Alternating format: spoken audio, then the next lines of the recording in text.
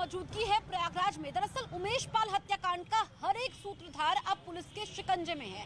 आज के अहम अपडेट में आपको बता दूं कि हमारी मौजूदगी है सीजीएम कोर्ट के बाहर, जहां पर अतीक अहमद की पत्नी शाइस्ता परवीन की अर्जी पर सुनवाई होने वाली है, क्योंकि शाइस्ता परवीन ने अपनी अर्जी में कहा था कि उनके 2 नाबालिग बेटों को धूमनगंज पुलिस लेकर के गई है, उनके बारे में कोई जानकारी नहीं है। ऐसे में धूमनगंज थाने के इंस्पेक्टर से इस बाबत रिपोर्ट मांगी गई थी।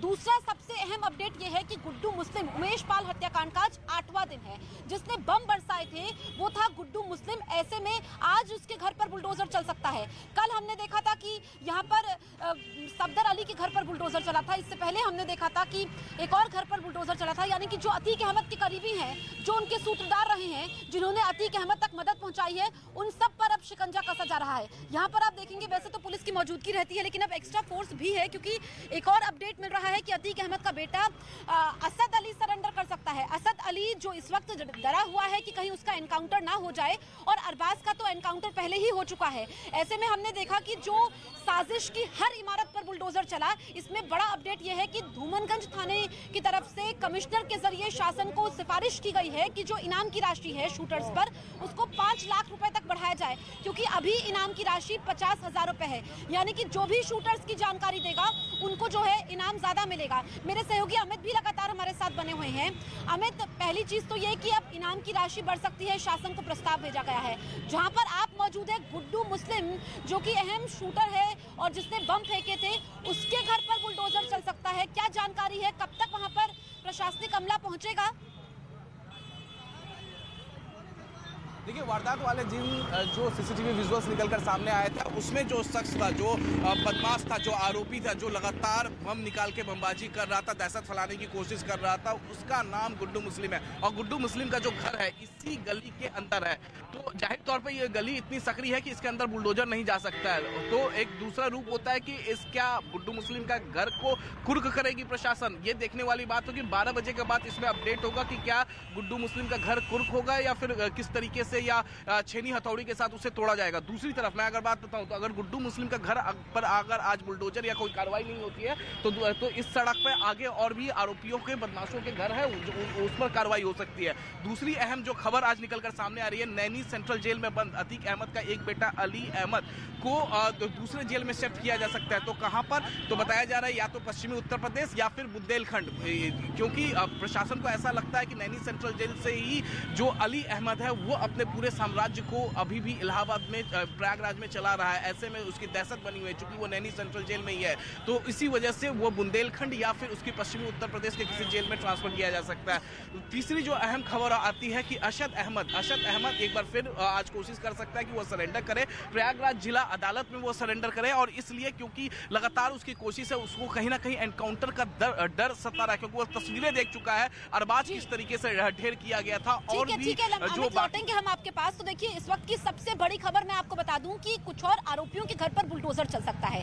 जिन लोगों ने लॉजिस्टिक सपोर्ट करवाया, जिन लोगों ने और तरीके से मदद पहुंचाई है अतीक अहमद गैंग को, क्योंकि सूत्रधार है अतीक अहमद जो कि अहमदाबाद की साबरमती जेल में बैठ करके साजिश रचता है। और अब बड़ी जानकारी ये मिल रही है, क्योंकि एसटीएफ इस मामले में दबिश दे रही है। इसके अलावा प्रयागराज पुलिस, पहले अगर हमने देखा तो टीमें कम, अब टीमें बढ़ाई भी गई है ताकि यहाँ पर कुछ और गिरफ्तारियां हो पाए। और लगातार हमने देखा है कि अभी तक जब से उमेश पाल हत्याकांड हुआ है, उमेश पाल जो कि राजू पाल हत्याकांड के मुख्य गवाह थे, और आप समझिए कि 6 हफ्ते में फैसला आने वाला था, अंतिम दौर में सुनवाई चल रही थी, उससे पहले ही उमेश पाल की हत्या हो जाती है। ऐसे में शाम के वक्त इस वारदात को अंजाम दिया जाता है। उसके बाद से हमने देखा कि एसटीएफ और प्रयागराज पुलिस एक्शन में है। आज भी कुछ और गिरफ्तारियां हो सकती हैं, और बुलडोजर भी चल रहा है ताकि अपराधियों को एक मैसेज दिया जाए, जो साजिश की एक एक दीवार को खड़ा कर रहे हैं, जिन्होंने अपने आशियाने तो बनाए हैं लेकिन लोगों का पैसा लूट करके अब उनके घरों पर बुलडोजर चलता हुआ नजर आ रहा है। अभी तक का 2 घरों में अगर हम बात करें, जिसमें सफदर अली जिसने अतीक अहमद तक हथियार पहुंचाए थे, वो एक अहम बात है। और इसके अलावा जो जफर अहमद के घर पर बुलडोजर चला, जहां पर शाइस्ता परवीन रह रही थी। इस बीच मैं आपको एक और बड़ी खबर बता दूं कि सीजीएम कोर्ट, मेरे पीछे जो मैं तस्वीर आपको दिखा दूं कि आज दोपहर के वक्त 12 बजे के बाद सीजीएम कोर्ट में अहम सुनवाई होने वाली है, जिसमें शाइस्ता परवीन ने अर्जी दी थी कि उनके 2 नाबालिग बेटों की हिरासत में लेने के आरोपों पर आज सुनवाई होगी। अतीक की पत्नी ने अर्जी में कहा कि पुलिस उनके नाबालिग बेटों को घर से उठाकर ले गई, उसके बाद से ना तो उनकी गिरफ्तारी दिखाई गई है और ना ही उन्हें छोड़ा गया है। तो अतीक की पत्नी शाइस्ता परवीन का आरोप है कि इस बारे में कोई जानकारी उनको नहीं दी गई थी। ये इस वक्त की सबसे बड़ी खबर हम आपको बता रहे हैं अतीक के बेटे को लेकर के, जिसमें शाइस्ता परवीन अतीक अहमद की पत्नी है। उन्होंने अर्जी दी कि उनके 2 नाबालिग बेटों को पुलिस लेकर के गई और जिस दिन ये घटना होती है यानी कि 24 फरवरी को, उसके बाद से उनके बेटों के बारे में कोई जानकारी नहीं है। जहां पर इस वक्त मेरी मौजूदगी है सीजीएम कोर्ट के बाहर, यहीं पर इस मामले में आज दोपहर 12 बजे के बाद सुनवाई होने वाली है, जिसमें क्योंकि पुलिस से रिपोर्ट भी मांगी गई थी धूमनगंज इंस्पेक्टर से इस बाबत की जो शाइस्ता परवीन ने अर्जी दी है। इस बड़ी खबर पर न्यूज़ 18 इंडिया की नजर लगातार बनी हुई है, जिसमें ये बातें सामने आई है कि अब आज सुनवाई होगी। और आपको बता दें कि शाइस्ता परवीन ने कोर्ट से इस मामले में दखल देने की मांग की है।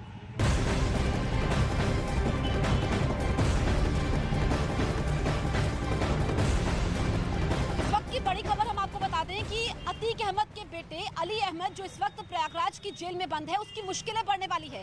दरअसल जानकारी ये मिली है कि उसकी जेल बदली जा सकती है, यानी कि अतीक अहमद का आधा परिवार इस वक्त जेल में बंद है, जिसमें उनके 2 बेटे हैं। एक बेटा अली अहमद जिसका हम जिक्र कर रहे हैं वो प्रयागराज में है, दूसरा बेटा लखनऊ जेल में बंद है और 2 बेटे नाबालिग हैं जिन पर आरोप है कि उन्होंने उमेशपाल हत्याकांड में अहम भूमिका निभाई है। अब यहाँ पर जानकारी है कि अली की जेल बदली जा सकती है। अली अहमद को बुंदेलखंड या फिर वेस्टर्न यूपी की किसी जेल में शिफ्ट किया जा सकता है। अली अहमद फिलहाल प्रयागराज की नैनी सेंट्रल जेल में बंद है। उमेशपाल शूटआउट केस के बाद अली अहमद को प्रयागराज जेल की तन्हाई बैरक में डाल दिया गया था। पुलिस पिछले कुछ महीनों में जेल आकर अली अहमद से मुलाकात करने वालों की लिस्ट भी तैयार कर रही है। और मेरे सहयोगी लगातार अमित सिंह बने हुए हैं जब से ये हत्याकांड हुआ है। ग्राउंड जीरो पर मेरे सहयोगी अमित सिंह हैं। अमित, यहाँ पर अतीक अहमद का आधा परिवार जेल में है, अब उसके बेटे अली अहमद की जेल बदली जा सकती है, प्रयागराज में ही है। इसके पीछे क्या वजह बताई जा रही है?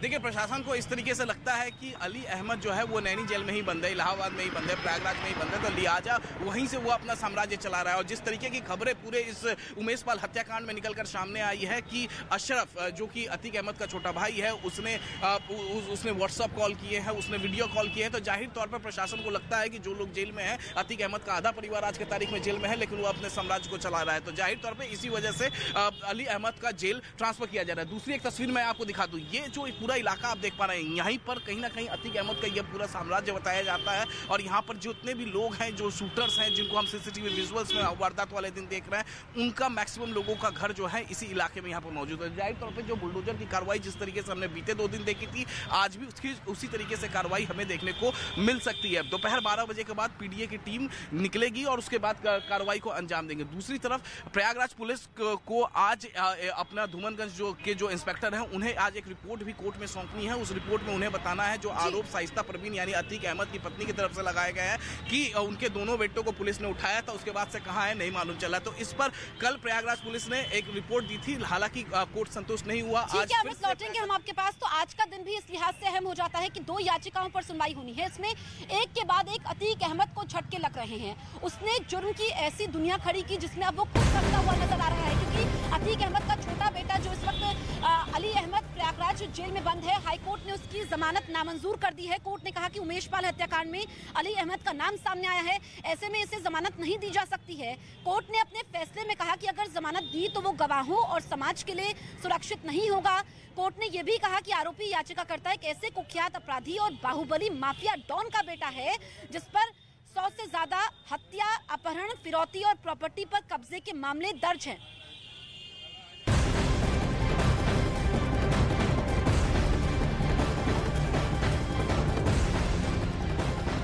इस मामले से जुड़ी एक और बड़ी खबर आपको बता दें, एकमात्र आरोपी जिसको गिरफ्तार किया गया है सदाकत खान, अब उसकी एक और फोटो वायरल हो रही है। दरअसल ये फोटो समाजवादी पार्टी के नेता के साथ सामने आई है, जिस पर लगातार राजनीति भी हो रही है, क्योंकि इससे पहले हमने देखा था कि अखिलेश यादव के साथ सदाकत खान की फोटो सामने आई थी। हालांकि तब अखिलेश यादव ने कहा था कि ये तो सोशल मीडिया का जमाना है, कोई भी आकर के फोटो खिंचवा सकता है, लेकिन एक के बाद एक एसपी नेताओं के साथ सदाकत खान की फोटो आना, जिस पर अब बीजेपी समाजवादी पार्टी पर हमलावर है। और योगी आदित्यनाथ ने कहा था कि समाजवादी पार्टी ने ही अपराधियों का, माफियाओं का पोषण किया है और राजनीतिक संरक्षण उनको हासिल था। प्रयागराज के मामले में जिस संदिग्ध को पुलिस ने गिरफ्तार किया है, एक के बाद एक लगातार उसकी तमाम सारी फोटोएं सोशल मीडिया पर समाजवादी पार्टी के नेताओं के साथ, मुखिया अखिलेश यादव के साथ लगातार दिखाई पड़ रही है। स्पष्ट है समाजवादी पार्टी चाहे जितना पीछा छुड़ाने की कोशिश करे, सच्चाई ये है कि चाहे नंदगोपाल गुप्ता नंदी पर हमला कराने का मामला हो या राजू पाल की हत्या कराने का मामला हो या अन्य कई अपराधों में वांछित अपराधी, इन सबका कनेक्शन कहीं ना कहीं समाजवादी पार्टी से घूम फिर कर आता है। समाजवादी पार्टी की साइकिल का हैंडल और पैडल ये सब अपराधी ही चला रहे हैं। इससे पहले गुरुवार को भी अतीक अहमद के बेहद करीबी सफदर अली के घर पर बुलडोजर चला था। उसके 2 मंजिला मकान को प्रशासन ने ध्वस्त कर दिया, मिट्टी में मिला दिया। दरअसल सफदर अली पर आरोप था कि उसने बिना नक्शा पास करवाए अपना मकान खड़ा किया। इसके अलावा उसने अतीक अहमद के गुर्गों को हथियारों की सप्लाई की। एक रिपोर्ट के जरिए हम समझने की कोशिश करते हैं।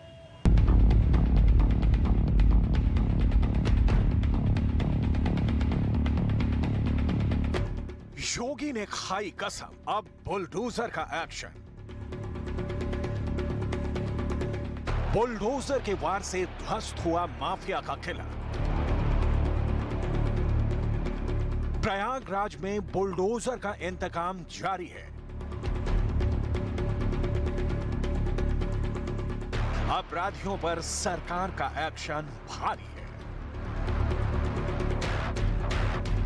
प्रयागराज के धूमनगंज में गरजता प्रशासन का बुलडोजर इस बात का प्रतीक है कि अपराधियों के खिलाफ, गलत करने वालों के खिलाफ अब ऐसे ही एक्शन होगा। अपराध की इमारत की एक एक ईंट को मिट्टी में मिलाता ये बुलडोजर इस बात का प्रमाण है कि उत्तर प्रदेश में अगर अपराध की मंशा से हथियार उठाया, साजिश रची या फिर साजिश में शामिल हुए तो इंसाफ ऐसे ही होगा।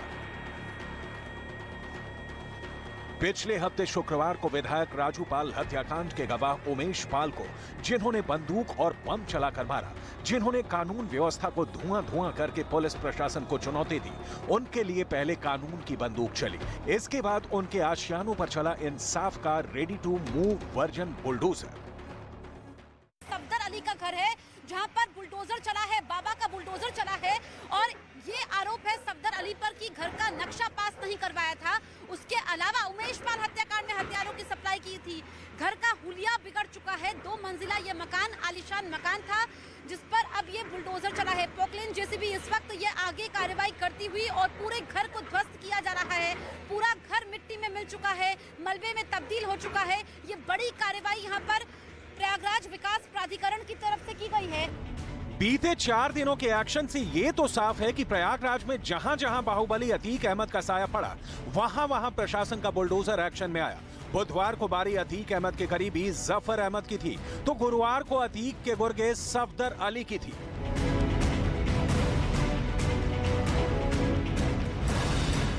प्रयागराज के धूमनगंज इलाके में ये 2 मंजिला आलीशान मकान सफदर अली का है। 250 वर्ग गज में बने मकान की कीमत करीब 4 करोड़ रुपए बताई गई है। पीडीए यानी प्रयागराज विकास प्राधिकरण का दावा है कि इस मकान का नक्शा स्वीकृत नहीं था। अवैध निर्माण को लेकर 28 फरवरी 2023 को ध्वस्तीकरण आदेश जारी किया गया। नोटिस के बाद बुलडोजर एक्शन में आया और नतीजा आपके सामने है। घर के सिर्फ एक हिस्से को नहीं तोड़ा जा रहा है, पूरे घर को यहाँ पर जमींदोज किया जा रहा है, पूरे घर को मिट्टी में मिलाया जा रहा है। ये पूरा प्रहार हुआ है और ऐसे में जो भी अतीक अहमद के करीबी हैं, जो उस तक लाभ पहुँचाते आए हैं, उनकी कमर तोड़ने की कोशिश है कि उसके गैंग के नेटवर्क को तोड़ा जाए।